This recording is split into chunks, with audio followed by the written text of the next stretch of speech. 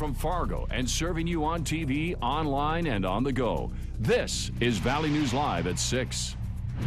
Are they really going to harass veterans like this every time they go into an appointment with their service dog?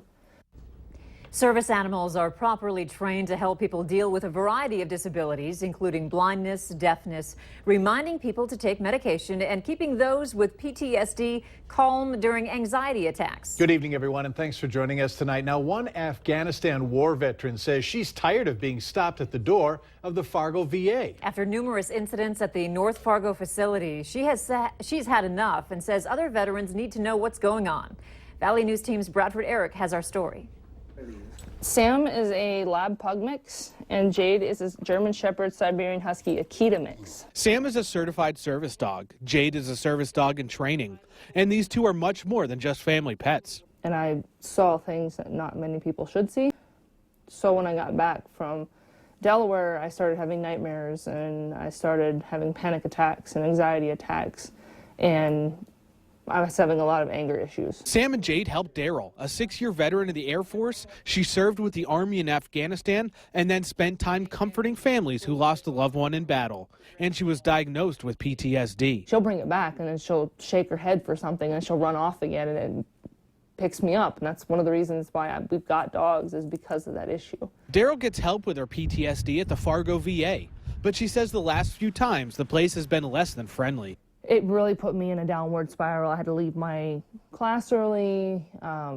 He was interrupting other classrooms trying to find me, and I wasn't able to think right.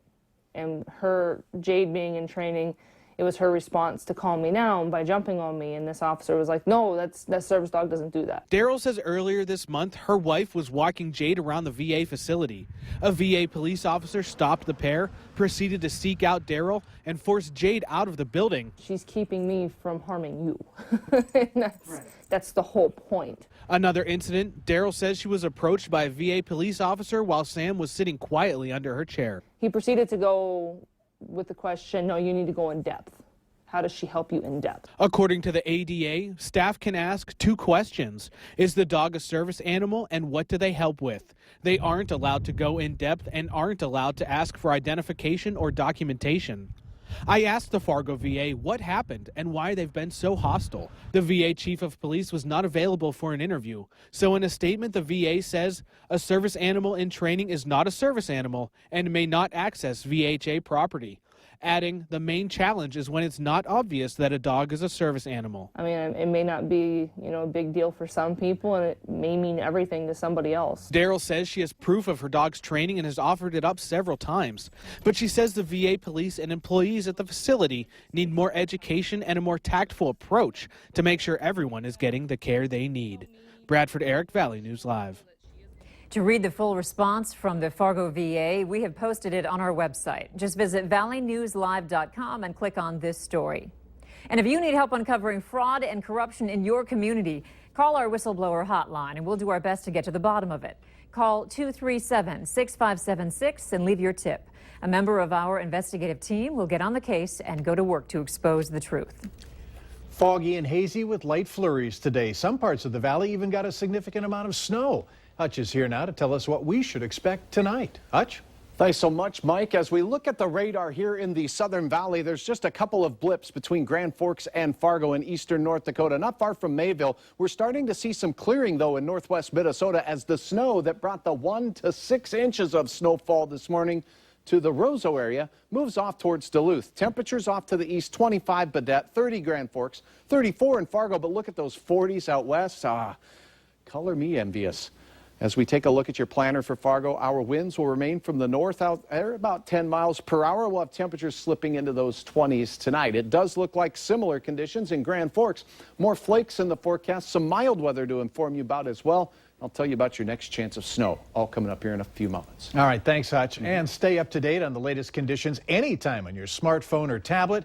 Simply download the Storm Team weather app to get the latest weather conditions and even follow the radar live. Just search VNL Weather in the App Store. And we invite you to tune in tonight to Valley News Live 10 at 10. There, we're going to break down which car tires promise the best traction for driving on snow and ice. A Minnesota license plate is creating a lot of buzz about what should and shouldn't be driven around. The plate, which was spotted near St. Cloud, reads F Muslims and began circulating on social media this past weekend. The Department of Public Safety says it's revoking and taking possession of distasteful plates. Valley News Team's Ashley Bishop investigates how personalized plates get approved and what people think locally. They're a way to express ourselves. Bug Taxi, WD Chuck, and Bear 795. All license plates on cars with a special meaning only the owners would understand. I have seen some I believed were offensive. Once I actually found out what they meant, they were rather cool. So we showed people the license plate Minnesota is revoking. Kind of shocked. I guess I would question it a little bit, maybe.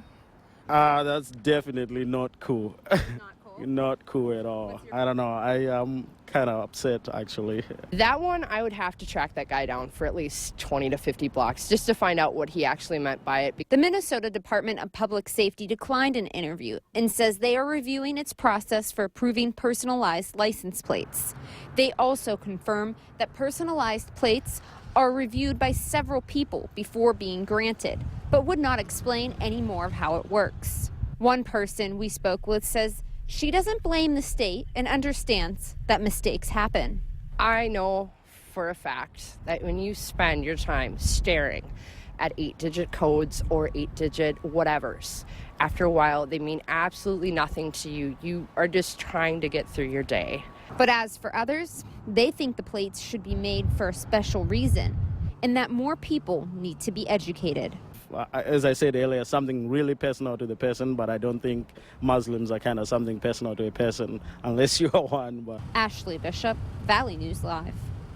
If you want a personalized plate in North Dakota, part of the application process is submitting an explanation about the meaning of the special plate to the Department of Transportation.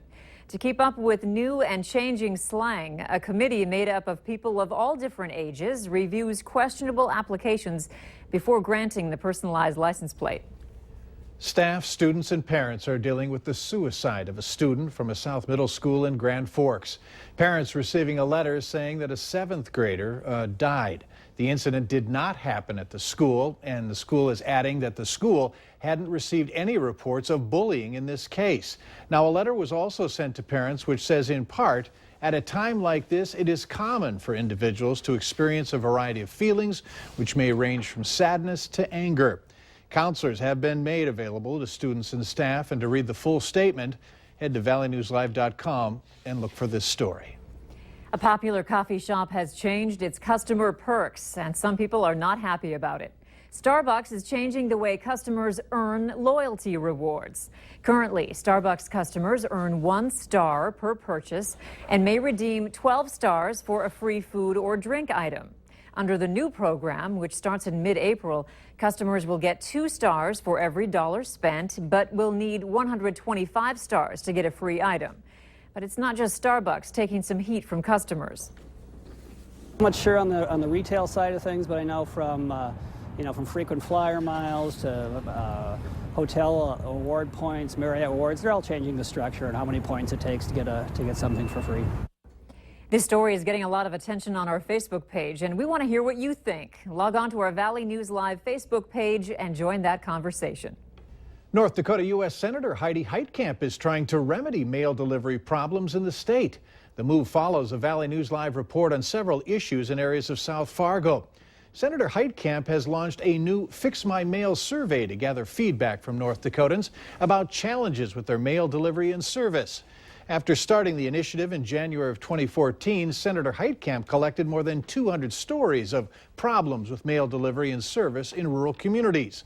One of those stories prompted the termination of a South Fargo mail carrier after Senator Heitkamp pressed the Postmaster General, Megan Brennan, on several delivery issues.